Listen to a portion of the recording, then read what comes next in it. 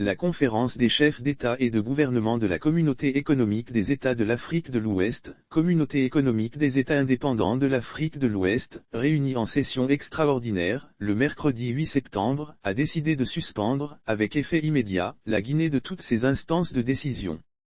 Les chefs d'État de la Réunion, à l'issue d'une réunion virtuelle, ont appelé la junte militaire à respecter l'intégrité physique d'Alpha Condé, avant de demander au colonel Mamadi Doumbouya de procéder à la libération immédiate et sans condition de l'ex-numéro 1 guinéen.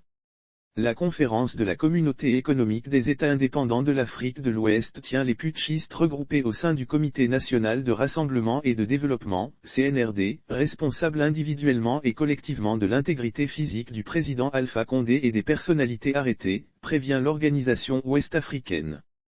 Tout en exigeant un retour immédiat à l'ordre constitutionnel, la Communauté économique des États indépendants de l'Afrique de l'Ouest demande aux forces de défense et de sécurité de demeurer dans une posture républicaine, avant d'afficher sa détermination à prendre toutes les mesures et actions nécessaires à la restauration de l'ordre constitutionnel en République de Guinée conformément à son protocole additionnel sur la démocratie et la bonne gouvernance.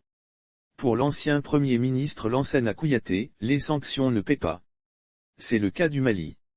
Les grands pays, pris individuellement, ont condamné le coup d'État. Ça ne veut pas dire qu'il approuvait le régime précédent.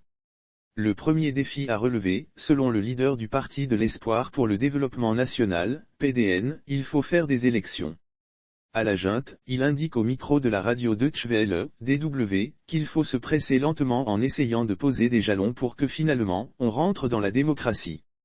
Une délégation de la Communauté économique des États indépendants de l'Afrique de l'Ouest séjourne à Conakry depuis ce vendredi 10 septembre pour discuter avec les nouvelles autorités dirigées par le patron du groupement des forces spéciales.